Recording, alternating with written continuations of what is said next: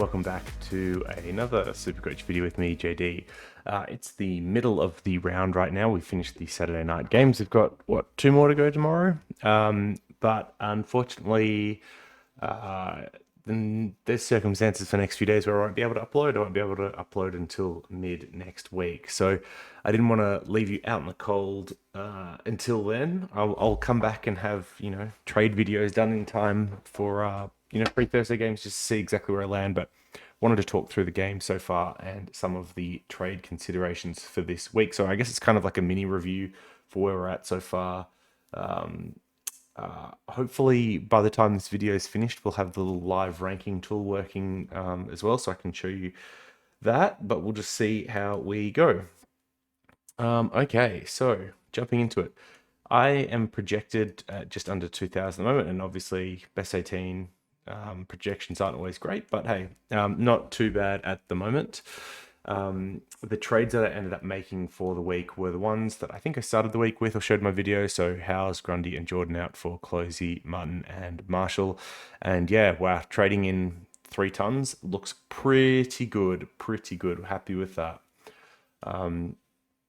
So yeah, just walking through. Actually, what's the best way to do it? Do you know what? I might actually just go through the games. If we're gonna go through them quickly, let's start with Thursday night, or it was Thursday night. It feels so long ago now.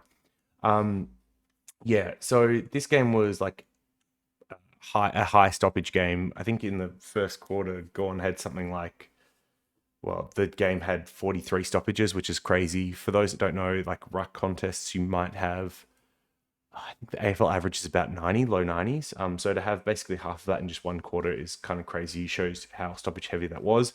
Despite that, Gorn unfortunately couldn't really convert that into a big score, which was the sad part in all of this, because he had, I think, 15 hit-outs sharked, which has got to be one of the most on record. And for those who don't know, those lose you points in SuperCoach, just like how hit-outs to advantage gain them. So this really is a massive, massive score that's kind of gone begging here for Gorn. I think non-owners may go like 138. That sucks, but honestly, it feels like as an owner, I should have got more than 138 for this game. So, hey, other things to point out. I mean, yeah, Billing scored more than Petrarca and Oliver, so that was, finally that mid price is popping there. Unfortunately, no. Unfortunately, it probably reflects more on Petrarca and Oliver than it does Billings. Howes had a really good bounce back game for those that held him. Obviously, I traded. I held him in fantasy, but in Supercoach got rid of him. So yeah, he should reset his break even now and can make a little bit more money if you're in a position to hold. And given some of the support that we're getting from the Gold Coast rookies now, you actually might be in a position to hold him and be able to, have him make another 30 to 50k for you, which I think is possible. But we'll talk about that in a second. Windsor, look, I wasn't really big on him as a preseason pick. I have to imagine at this point that with the 38 in his system that he's someone that has to be traded out. Let's have a quick look for Windsor owners. Yeah, only made the 63k so far, and his break even coming into the week was 22. So yeah, with that score and his buy now, I think that is someone you just move on from and cash in if you have him. On the line side, Lohman was one, obviously, people were having a bit of an interest on. He scored an 81, which is great if you did trade him in. I wouldn't be chasing him now for anyone that missed him. And then Dunkley has gone under the radar a little bit, but another sneaky good game for him. Oh, the other one I should have highlighted here is Zorko. Almost brought him in for Bolter this week, but didn't. I know there's going to be more questions about Zorko. My stance is still that he's like 35 with soft tissue injury. So while we need forwards, I don't think we need forwards that badly that I'm racing to jump on Zorko, and I don't think anyone else really should be either. Once again, I think I said this the very first time it kind of popped up as an option. If he was cheaper, I would have been much more interested, but he's almost fully priced, so there's not a whole lot to see there. All right, Friday, Dogs against Dons, and this was a surprising game, both in terms of the actual result and the SuperCoach scores themselves. So, I mean, Essendon bounced back, give them a little bit of that edge. But yeah, some big news coming out of this game. I think, firstly, the weirdest part was maybe the top score for a SuperCoach perspective was 108. That feels really low, really low. And the Dogs only having 2 SuperCoach tons is also like an anomaly. So yeah, a bit of a weird, interesting game. I'll just go through the bomber side first, just because it's going to be quicker. There's a lot to, I think, talk about with the dogs, and I don't want to go into a monologue ranting about how bad Bevo is and how he's Leon Cameron 2.0. If you've been following me on Twitter, you've probably seen some of that stuff anyway. But on Essendon's side, so yeah, Merritt still looks like a great option. I think he's going to be a top 5 mid for the year pretty easily at this point. I'm still not keen on paying for him at absolute top price, because I'm pretty sure, even though he's been scoring well, like 108 must be below his break even, right? And it's going to set a higher break even for him. It's just really hard to maintain these super high prices. Yeah, so despite him averaging 131 and coming off a 136, he missed his break even with a 108, which is crazy. So he's going to start going back down a little bit.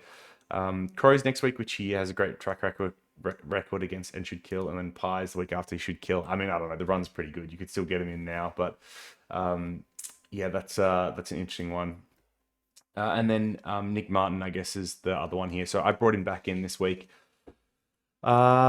Yeah, there's a couple of weird things. One, they actually benched him a couple more times this game, so his TOG wasn't 96, 97%, it was 93%, low by his standards. And then secondly, he was used up the ground, I think, a little bit more this week. I noticed it particularly when they were switching through half back. Martin was almost never there this game. I don't know if that was by design or what exactly happened there, but yeah, it's kind of lowered his disposal ceiling, and if that's the case, it actually lowers his SuperCoach ceiling, and I might have made a blunder by bringing him back in, which is very tough. I think he still looks good, and the thing is, when he's working up the ground, he's working through the middle, but Essendon just don't want to take the corridor kick at the moment, which makes, I think, it very hard to get the most out of him in that. So I'm interested to see how that evolves. On the dog side, start from the top. So Libba played a pretty good game here as one of the dogs I think could hold the head up high, but he's now entered concussion protocols on the back of the vision in the last 2 or 3 minutes of that game, where he fell over untouched. So misses next week. What do owners do? I think you just hold. To be honest, most of us won't have anyone on bye next week apart from Gorn. So you can definitely carry Gorn and Libba in a best 18 week and not worry about it too much. I don't think there's anyone that you absolutely need to get that you would trade Libba to free that up. So yeah, I think it's just a hold for a 1 week concussion and play that through. McRae, I mean, what have they done to this pick? Was that his second game? Should just have a sneaky check here. His break even's 223 coming into this week. Oh no, that was his third game. So 223 was his break even. He's going to lose like 60k. It'll be interesting to see what happens with this McRae pick. Darcy was great. I mentioned, I think, in last week's video that I was pretty high on getting Darcy involved with my side this week, because he's going to have a 15-20 centimeter advantage on Essendon's defenders, and he played very well. If he'd kicked a little bit straighter, this could have been an even better score, but very good. I think he's doing wonders for his job security as well. Bont, I mean, yeah, this was surprising. Durham played him very well, especially in that second half. So to see him just on 73 against us, like, total shock. He'll bounce back, but if you're a non-owner, this is exactly what you've been waiting for. He had a 147 break even, put in a 73, 70. It must be like a 35k drop this week at a minimum. Yep, and there'll be more to come after that. So you should be looking. I mean, he's 700k, so he's going to get down to low 600s, or even probably, or maybe mid to low 600s in the next 2 weeks. It kind of just depends on whether he can have a bounce back game. His history against Saints is pretty good. His history against Freo is pretty good. His history against most teams is pretty good. So, but yeah, he needs to turn that around pretty quickly. Otherwise, non-owners get him very cheap. Karmas continues to look and be really good on field. So I know it's a very small percentage of owners that have him, but great.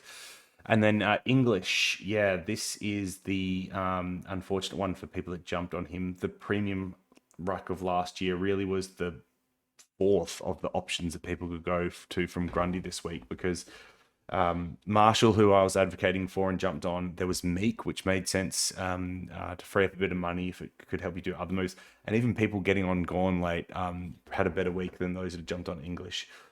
So if you're a Meek owner, you're probably now waiting for English to drop. If you own English, I think there's nothing you can do. You probably just hold now. It's as rough as that sounds. Because I think it'd be too late to go on Meek now that he's going to have his price rise. So, yeah, I think you just wear the loss there on that one. unfortunate. And this is like, same thing with Bont, same thing with Dacos, getting guys, top price guys. Just it's rough. It hurts you more than it helps you so often in this game. Sanders. All right, one of the most confusing uses of a player I've ever seen. So people are going to be going, can I trade out Sanders this week? And I would say probably don't. I haven't seen the splits for this game yet, but I think he played more forward than mid time. More forward time than the 35% required. So he's still eligible for forward as of right now, assuming he doesn't get a whole bunch of midfield time next week, which he might with Libra out. But yeah, potentially forward DPP. And when he's been playing full games, he's averaged 86. In those sub games, I think it's like 45 or something he's been averaging. So actually been a really good on-field option for us when he's played out full games. And I don't think that's a type of person you want to trade, especially when some of these other rookies aren't going amazing. Still has more money to make as well. I definitely think he can still make much more than this. I wouldn't be surprised if he got a good string of games if he got closer to 400, honestly, and he had another 70, 80, 100k left in him. So not someone I'm keen to trade. And with Libba out, they should play him for a full game next week. Then I'm not going to rest him again, right?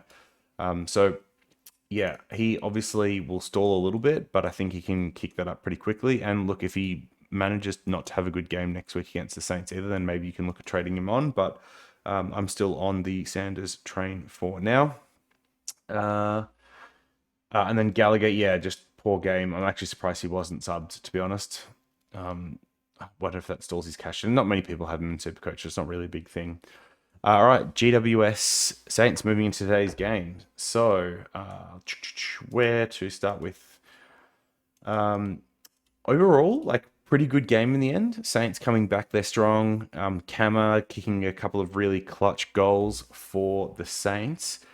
But just weren't able to get over the line in the end. And it came at a cost to GWS because they had a couple of pretty big injuries. Sam Taylor had a really gruesome KO.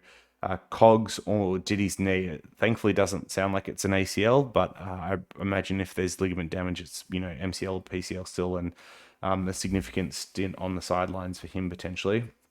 So yeah, quite a tough game, and GWS walked away pretty wounded at the end. All right, just going through the plays then. Whitfield continues to get it done.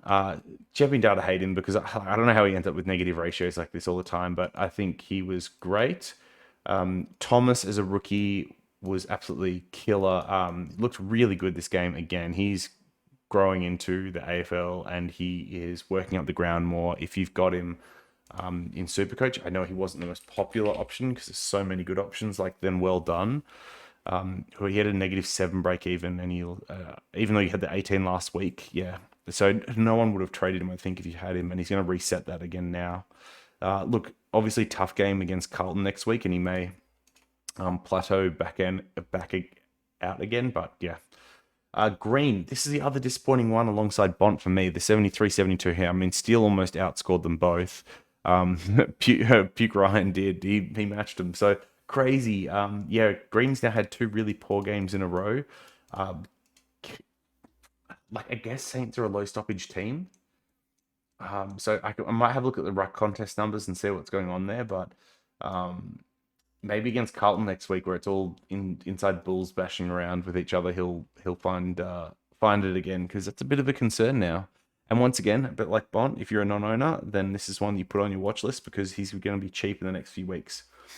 And then just quickly cover out where I don't have, but he started off the game really well. And I don't know if he faded a little bit, but he looked all right. And then Cadman looked pretty good again as well. I ended up benching him in favor of looping Darcy and just straight fielding Reed and Dempsey. So, yeah, 64 benched is neither here nor there. All right. And then on the Saints side, Steele was epic again. Yeah, this pick has worked out far too good. Far too good. It's actually insane how good it's worked out. And then Marshall was a trade in like all formats for me this week. Captained him in both fantasy formats, so 138 in both. I think where's my captain averages? Nope, they're last year's. Here we go. Up to 130 for SuperCoach, 125, 122. So doing all right without being amazing at captains this year. Wayne and Miller, this is once again, like they used so much Bonner, and Bonner was chipping around so much in the half back. And they lost a bit of their dash at times, especially through Miller, especially through Sinclair. I thought Hill was very good. Really liked what he was doing. I feel like he's actually carrying a lot of that ball movement at the moment and papering over a lot of what else is missing. So I think they've got some things to fix. Even though, like, obviously GWS is one of the best sides in the comp, if not the best, and they took it to them. So they're doing some things right. But yeah, I just feel like there's something still there to unlock. Uh, yes, like Sinclair's going to continue to get cheap, but with three guys back there, I don't think he's worthwhile. Milroy, I think, is going to be close to top six, but there may be better options. And then Bonner's a great cash cow for anyone that jumped on. Windy had a good week from a fantasy perspective, not so much Supercoach. And then Wilson, I thought was very good, especially in some of the dying moments this game where he, had goal assists. I think he had a goal himself. His goal was towards the back end. He got, I think, unfairly penalised. This ratio was like not reflective of how good he was, but yeah.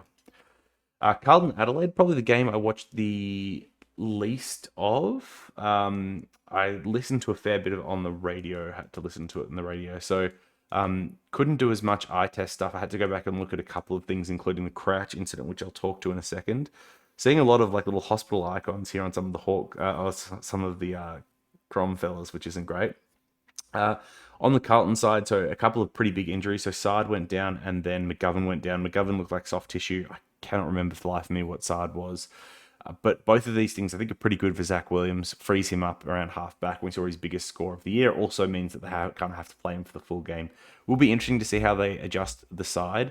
But I can imagine with McGovern and Sard out, who are two primary kick-in takers, this is probably great news for both Williams and Newman in the coming weeks. Actually, that's one other thing I didn't cover from this other game. I know there are a few people that brought in King.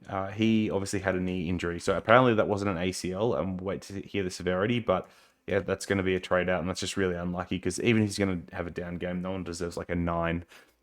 Like if you're trying to look for a silver lining, I guess it's best 18 week, and you don't have to take it on field, but far out, that's unlucky. Okay, and then so these injuries should help. Williams going to continue to make some pretty good money and be good points on field. Oh, Walsh is one people are going to talk about. He needs to be highlighted as well. Obviously don't go on him early because these type of chronic back issues can pop up and play havoc on someone. So yeah, would not go early in Supercoach. You wait another week for sure. They've got GWS next week, so much tougher matchup. So we'll see how he goes against them, how he looks. And if he's still looking great, then maybe pick him up after that point. Obviously, he showed why he was one of the ones we were first considering in the preseason. 576k, that is still an absolute bargain, especially if he puts up another score like that. So Walsh is high on the priority list, but if he doesn't look amazing next week, it may be someone that we just pass on. And then Carroll. So he got cleaned up by Crouch, which we'll go over, but obviously started as sub, and I think this is going to be one of the pretty popular options this week.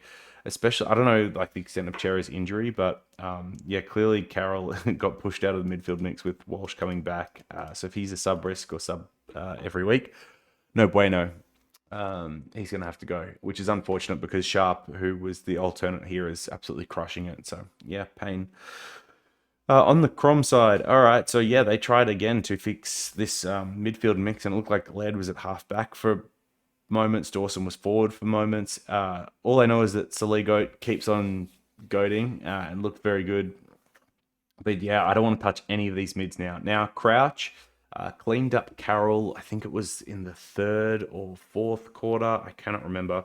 And looking at the vision, what I see is, while Crouch originally is like he's obviously going to the contest to get the ball, he doesn't reach down with his arms to get it, and he braces and turns, and was beaten to the ball as well by Carroll. To me, I think he gets probably 2 weeks for that. But we haven't seen too many of these incidents this year, so I'm curious to see how it plays out and how they adjudicate them this year. But based on last year, I don't see how he doesn't get 2 weeks. I think Carroll wasn't concussed, which will work in his favour, but yeah, still not great, especially with how much focus they've put on concussions this year. Oh, and then shout out to George's man Barry, bit of a troll here, kicking the game-winning goal. So I don't know if that brings him in next week or what. If I can't drop him after that, surely, but that's pretty wild. All right, and then let's go on to Gold Coast Hawks. So there's two games obviously tonight, Gold Coast Hawks and Port Frere. I watched, I want to say the second and some of the third quarter of this game, and then basically the rest of it, I watched the Port Frere game because it was really hard because this game to me was more relevant from a SuperCoach perspective, but I knew the other game would just be better viewing. So I tried to watch some of this game early when it wasn't that much of a blowout, but I still got there pretty quickly. On the you can just like see by all the things I've coloured here, like how relevant Gold Coast is as a side this year. So yeah, mids absolutely popped off against Hawks. So if you had any of Rao and Miller as popular choices, you're pretty happy this week. But the big win here for many of us was Clohesy. So talked about Clohesy last week, and after watching that first game, it was just very obvious he was going to be a good rookie, and his job security was great. And boy, did he back that up for us in the second week, a 124, bringing him in after one game. Like, that's breaking SuperCoach rules and getting rewarded, which is great. Love that. Hope you followed suit too. If you didn't, he is the number one priority for any rookie this week. Should absolutely be traded in. Flanders, I passed on again, which is, like, I still really want to get him in. And he showed why, because this is another very good score here. So he's one of the ones I'll be targeting this week or having a look at again. And then I think the big one to call out here was Graham, who, when I was watching early, looked pretty good. But then I saw, kind of halftime, maybe early into Q3, was tracking quietly stats-wise. But then I think he had like 7 or 8 tackles in the third term alone. Absolutely pumped his score with some great stuff in that second half. So he is going to be one of the top downgrade options this week. I think the only one we're probably going to be weighing him up against is Comben. We'll just see how Comben goes tomorrow. But obviously Graham is in a spot where we've struggled for rookies in defense, and he's 117k versus high 200. So I think he's going to end up being the number one priority target this week. Euland has low-key been one of the best defender rookies. Berry had a good game for anyone that still has him. Will Powell definitely does not look like an option in this new role either. Oh, and then I took a punt on Lukosius in Bolter, and he put up 89, so that's nice. We like him. Happy 100 games to Lukosius. On the Hawk side, yeah, this is rough watching. Massimo had a very good ratio, which helped safety score a 94. We'll keep that cash gen ticking along for a little bit longer. Hopefully the next 2 games, and then when we get those round 6 DPPs, we might even be able to start trading out Massimo or Williams type and moving like a Martin back or a McKirch back or a Roberts back or something like that. But yeah, I saw him do some nice stuff early, like good contested mark, got a good holding the ball, but then in the third quarter, they just did not play it out his wing at all, and then he must have done pretty well in the fourth. And if I look at fantasy by quarter here, yeah, that third quarter, absolutely nothing, but the fourth quarter was okay. Let's have a look at Graham here. Yeah, 40 in the third quarter, 37. So he really had a massive second half. I guess that's a bit of a flag that it's junk time scoring, like Flanders here, bit of junk time scoring. That always does give you a little bit of concern, but hey, all good there. And then look, the only one that's really worth talking about is Meek for Meek owners. And from what I saw once again in that first half, I thought he held his own very well against Wits in the ruck contests, which doesn't surprise me too much. Like, I remember him when he was Darcy's backup, and he was good then. So apart from that, didn't do a ton around the ground, which was actually one of his strengths compared to Reeves, that he does that. The other thing that held him or hurt him back here was that they rested him, I think, pretty heavily in the fourth towards the back end of that game. He had like a 12 or 13 minute bench stint. So I don't know if they were managing him there just because he's then one ruck in the game was blowout, or what was going on, if there was some other like injury thing. I don't think there was, but yeah, he had a pretty big rest at some point.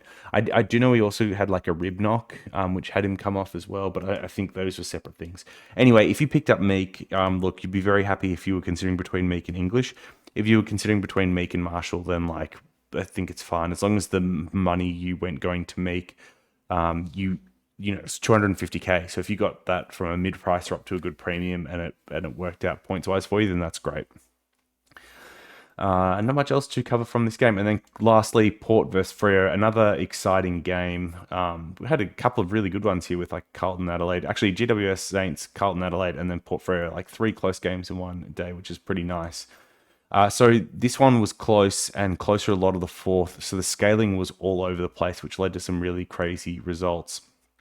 Like Butters kicked a goal, which helped him up massively. I'm surprised to see him ended up on 130 actually. And then Ryan had 6 intercept possessions in the fourth, and so he was just tracking to like maybe like a ton, but with all the scaling, he went up massively. Like these big contested marks when the game was on the line, huge. So one big call out from this one is Butters will get reviewed from the MRO as well for a hip and shoulder on Banfield in the fourth when the game was on the line. So very similar incident to Matt Crouch's in a lot of way. I'd say the only difference between them is Butters doesn't like he clips Banfield not as heavily, but he also has his hands down reaching for the ball the whole time. And from what I understood last year, if your sole intention is the ball and that's what you're going into attack and there is some type of incidental contact, then it's okay. But if you're turning, bracing, bumping, not going for the ball, then you get in trouble. So I think there's a chance Butters is actually okay on the back of that, while Crouch gets 2 weeks. And if you look at those incidents side by side, or actually, so if you look at them one after the other, you probably think there's not much in it. But if you look at them side by side, I think you will see the difference in action, where you can kind of get to that conclusion. But I'm really interested to see what some of the Twitter lawyers think, like the MRO tribunal explainer guy, see what he thinks his opinions are. I haven't seen any of that. It's just based on my understanding of tribunal and MRO stuff. Okay, so just talking through some players quickly, like Wine's perfect troll game. Now that everyone traded him out after the 1 week hammy, and who has a 1 week hammy? He's popped up a good score. If you did hold for whatever reason, I guess you got some rewards, which is nice. Houston had a good game. Rosie had a good game. Butters had a good game. Scaling definitely helped in the fourth because I thought that was when Butters did some of his best work. Yeah, Q2, Q4, and then in between, not much. Very unfortunate that Rosie had less of an influence in Q4 because that's where all the points were. Burgoyne had a 93. I think he's played 3 games now, right? He must be going up in money.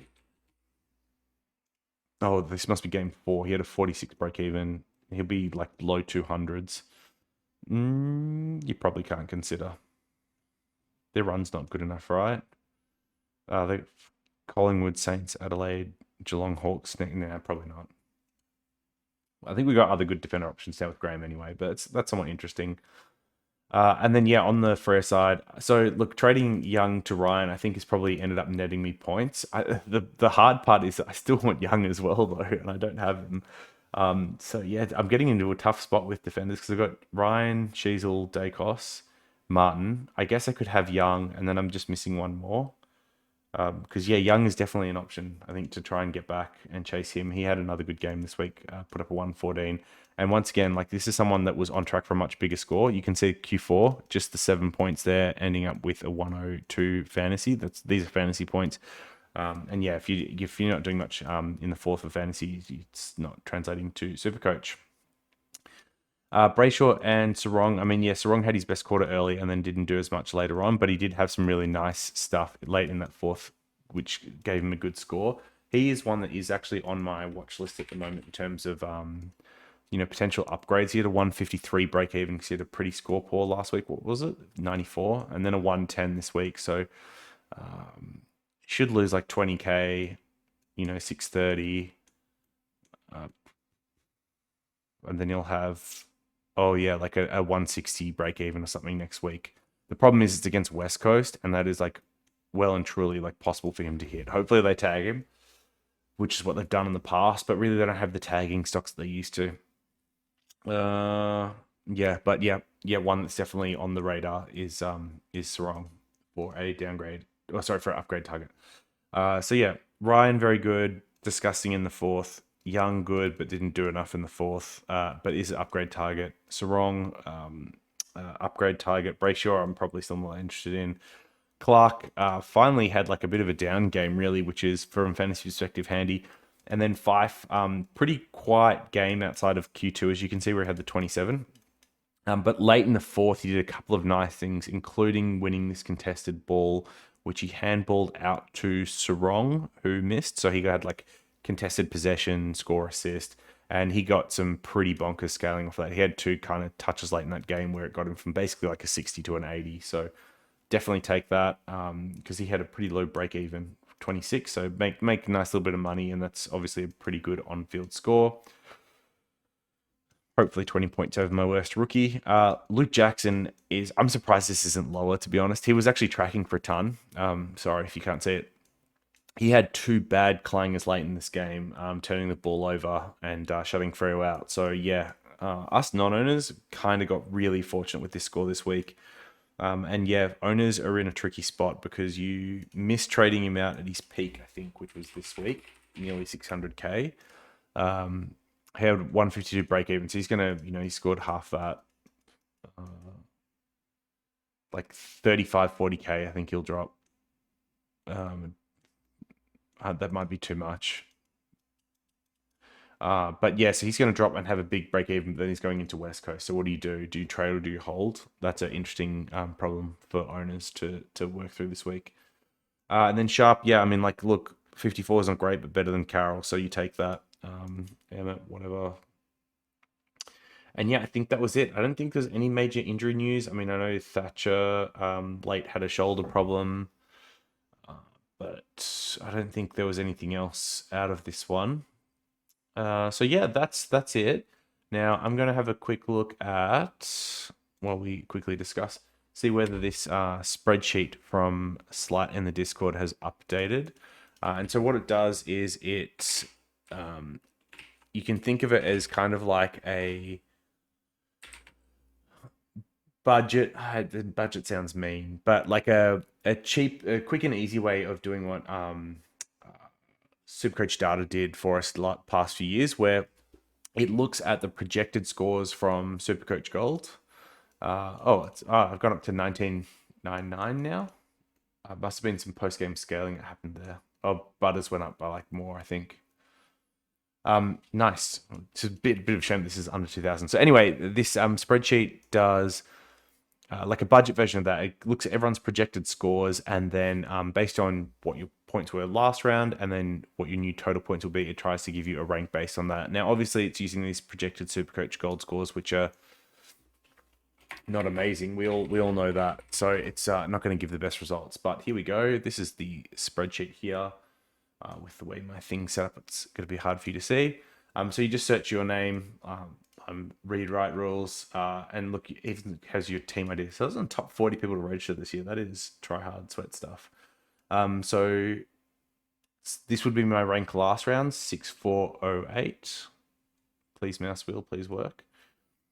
Projected points. So I think you might have refreshed this early for me before the last scaling came in. So thank you and sorry, because you're probably gonna have to do it again now. So projected round score 1988 rather than 1999 takes me to my new total points. That is broken by looks things. Round rank, it's a pretty good round rank, and then take me up to 2500. So look, if I moved up 4k ranks this week, I would be absolutely thrilled with that. But I get the feeling that Sunday will bring carnage as always, and that won't be the case. But hey, that is pretty nice. It means we're on for a good week so far. So I will ask for permission to leave this in the YouTube description as something you can open and have a look at.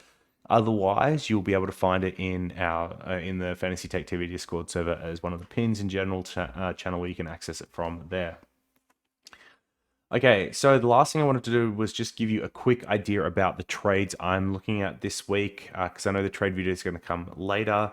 And obviously, it's really hard to do this without seeing games tomorrow. Like, we may get injuries tomorrow, and have must trades. Like, Yo could get injured, and then I'm like, oh, well, then Young becomes my number one priority probably. Or we could find out Butters gets suspended.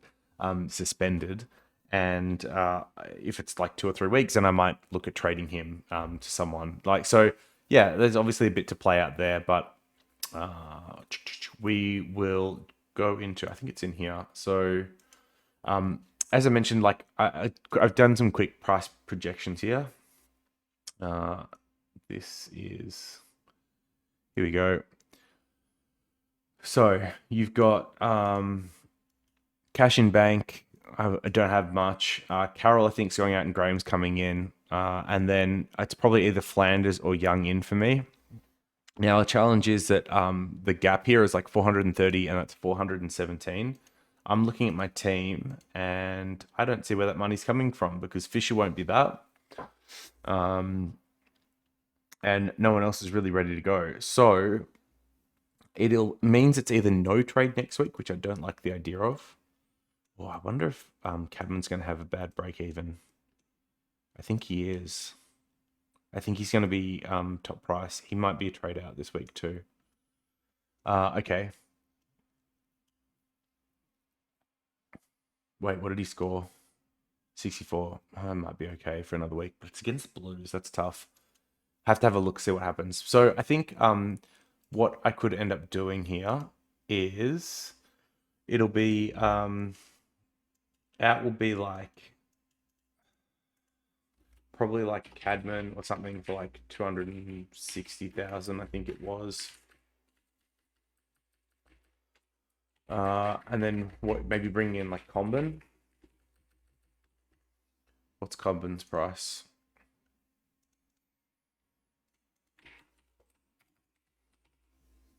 227k. Was it 27,100? I think it was. Yeah, there you go. It really doesn't free up that much extra money, does it? But it might be enough that as long as like Fisher scores okay, I could potentially trade out them plus Fisher and get that trade done. So where having that Meek money would come in handy this week. But look, Marshall's points on field, I'm not too displeased with. So Fisher's at 393 with an 80 break even.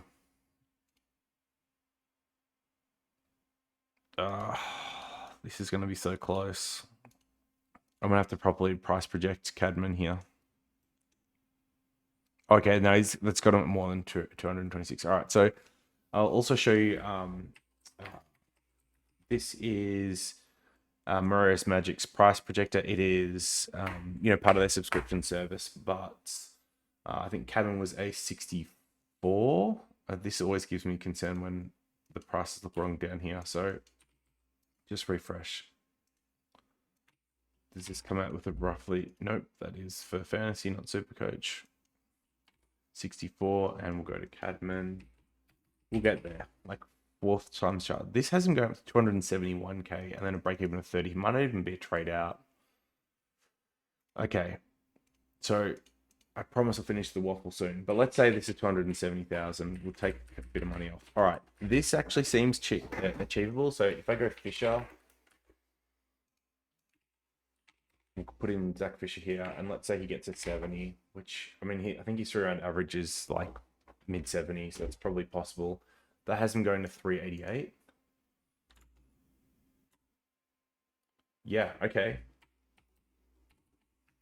All right, so very early trades. This is the look that I'm giving here. So Carroll and Cadman to Graham and Comben, and then Fisher up to either Flanders or Young. I think these look pretty good trades. Obviously, we've got to make sure the money actually works out. Fisher could drop an absolute bomb, and then that becomes a problem. Or we could have some of the other issues that we talked about, and obviously we've got Clark as well to go. And honestly, he could be a sub risk again and completely kill his score. So he may be a more priority target, more of a priority trader, and I might not do any upgrades at all next week, which would be a shame. Definitely don't want that to be the case. And we've also got McKercher as well, who I shouldn't forget about, who had a poor game last week, and if he has another poor game this week, like if he's played out of, no, I shouldn't say played out of role, if he's played in his actual role and doesn't get the cheap freebie stuff, he could be a trade as well. But there you go, that gives you an idea for the types of players and trade targets I'm looking at this week. So yeah, bit of a mid-round update. Check how you're going in the SuperCoach Live rankings, and I'll be uploading next in the middle of the week to share where my trades and captains and setup is all at. One last thing I wanted to quickly talk about actually was like one little quirk for anyone that has like the E used and like Clark still here. When it comes into the last, it's not the last game, is it? Damn it. Okay, it's fine. You calculate it now. So with these loopholes, right, and best 18, you know that the bottom four scores aren't going to count. So at the moment, my bottom four scores are a 46, a 72, a 73, and an 81. That's crazy. That's very high. So as of right now, this 61 isn't going to count for me. And I've got McKercher, Dempsey, Reed left. I've got 3 rookies that could potentially spit out a bad score. But as a result, I think it's very, very unlikely that this 61 ever counts for me, because it would be my second worst score if I was put it on behind Sanders. So I think I almost definitely filled Clark over taking the 61, just for the upside that this has. Now, if you're in a different position and you've got actually lots of scores around that 55 range for whatever reason, then maybe you actually want to take Wilson's score because it gives you a little bit of a guaranteed boost. But yeah, I think I'm unlikely to lose points by benching Wilson and just taking the upside risk on Clark. Now, the only thing that would make me not do this, to take it back, is if Clark was named sub. I think it would be silly. I'll just take the safe floor that Wilson gives me. There's no upside in it, but I'll be doing that. All right, so that's the team and the progress for this week. It's some trade ideas, it's some review of the players, and yeah, hope you're doing well. Hope your week's going well, and I'll see you in a few days. Peace.